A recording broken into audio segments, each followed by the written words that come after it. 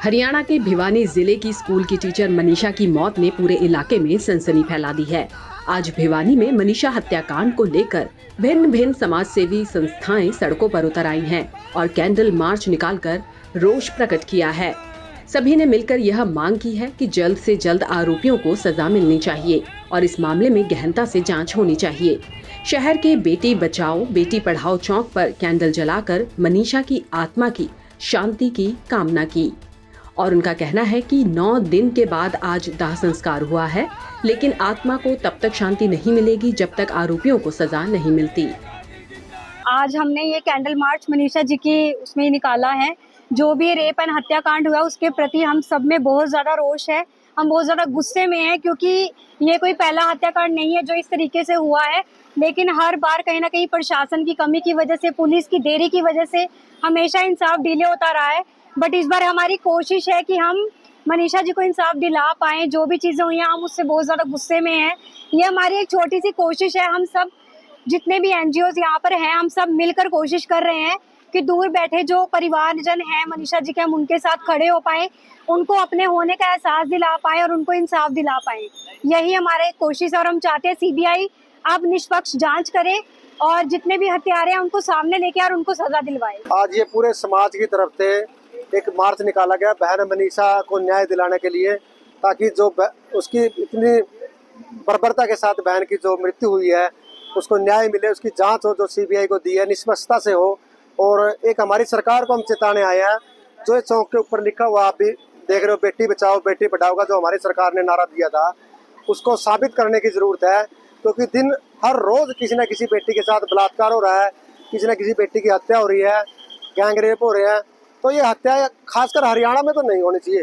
तो हम हमारे सीएम सैनी साहब को कहना चाहते हैं कि इसके ऊपर निष्पक्षता से जांच की जाए और जो भी इसका हत्यारा है, जो भी दोषी है, उसको फांसी की सजा दिलाई जाए, ताकि और अन्य बेटियों के साथ ऐसा ना हो और पूरे हरियाणा सुरक्षित हो, बेटियां सुरक्षित हो। देखो ऐसा इसमें कई चीज़ें बदल चुकी हैं। 3 बार पोस्टमार्टम हो चुका है, कई पुलिस अधिकारी समेत कई सस्पेंड हो चुके हैं, लेकिन अभी तक असली जो चीज़ है वहाँ तक कोई भी नहीं पहुँचा है। हम चाहते हैं कि राजनीति से ऊपर उठ के, संगठनों से ऊपर उठ के, जातियों से ऊपर उठ के निष्पक्षता से इसकी जांच होएगी तो कुछ ना कुछ अवश्य इसके अंदर से निकल आएगा। अगर यही बेटी किसी नेता की होती, किसी बड़े अफसर की होती या किसी बड़े घराने की होती तो अब तक का इसका निष्पक्षता से जांच होकर जो इसका दोषी होता उसको सजा मिल चुकी होती। आज अम्बाला की सभी धार्मिक और सामाजिक संस्थाएं और समाज सेवी लोग हमारे साथ, इंसानियत फाउंडेशन है, राष्ट्रीय बजरंग दल है, वंदे मातरम दल है और भी संगठन जो अम्बाला के धार्मिक संगठन है, उन्होंने आर्य चौक पर इकट्ठा होकर हरियाणा में जो बेटियों के साथ आए दिन अपराध हो रहे हैं, आत्महत्याएं जो हत्याएं हो रही हैं, और कल भी कुरुक्षेत्र के अंदर एक हत्या हुई एक लड़की की, और 11 तारीख को ये हमारी बहन जो भिवानी के लोहारू में मनीषा की जो बर्बरता से हत्या हुई है, जिसको पुलिस सुसाइड बता रही है। परिवार अभी भी असंतोष है क्योंकि परिवार के पिता का बयान अभी भी है कि मुझे नहीं लगता कि मेरी बेटी आत्महत्या कर सकती है, इसके पीछे कुछ ना कुछ कारण है। तो हम इसलिए अम्बाला में हरियाणा की बेटियों के लिए, हरियाणा की बहनों के लिए, सुरक्षा के लिए एक कैंडल मार्च निकाला है कि इनकी सुरक्षा हो, पुलिस इस पे न्याय दे, मनीषा को न्याय मिले। मनीषा का दाह संस्कार आज 10 दिन बाद हुआ है। ना उसके शरीर पर मांस था, ना उसके शरीर में खून बचा था, हड्डियों के ढांचे का संस्कार हुआ है, लेकिन चिता और आत्मा अभी भी चीखें मार रही है कि मुझे इंसाफ दो, मुझे इंसाफ दो। और मैं सीबीआई से यही मांग करूंगा, हरियाणा सरकार से, हरियाणा पुलिस से यही मांग करूंगा कि इसकी निष्पक्षता से जांच हो और मनीषा को न्याय मिले और सच्चाई दुनिया के सामने हो। पूरा हरियाणा बहन मनीषा के परिवार के साथ खड़ा है। जी, वैसे हमारी सरकार बेटी बचाओ बेटी पढ़ाओ का नारा दे रही है, लेकिन आए दिन आपकी मीडिया के माध्यम से, बड़े चैनलों के माध्यम से हरियाणा में, पूरे भारत में हम घटनाएं देख रहे हैं। एक हफ्ते में ये 4 घटनाएं हो चुकी हैं। बहुत ही निंदनीय बात है।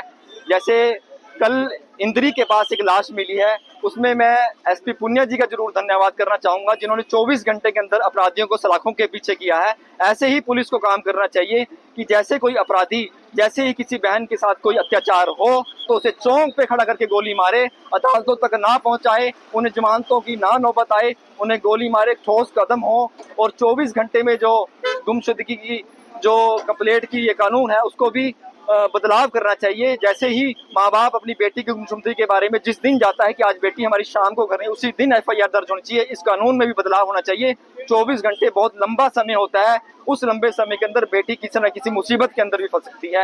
ये भी आपकी मीडिया के माध्यम से हमारा सरकार को मैसेज है। बता दें कि 11 अगस्त को मनीषा अपने घर से स्कूल जाने के लिए निकली थी। पिता को उन्होंने बताया था कि स्कूल के बाद वह पास के नर्सिंग कॉलेज में प्रवेश के लिए भी जाएंगी, लेकिन उसी दिन से वह लापता हो गई। चिंतित पिता जब थाने पहुंचे तो पुलिस ने मामला दर्ज करने की बजाय टालमटोल किया। 24 घंटे बीत जाने के बाद भी पुलिस ने ठोस कार्रवाई नहीं की। इसके बाद मनीषा का शव खेतों में पाया गया। समाज सेवी संस्थाओं का कहना है कि आज भी यह समाज बेटियों के लिए सुरक्षित नहीं है।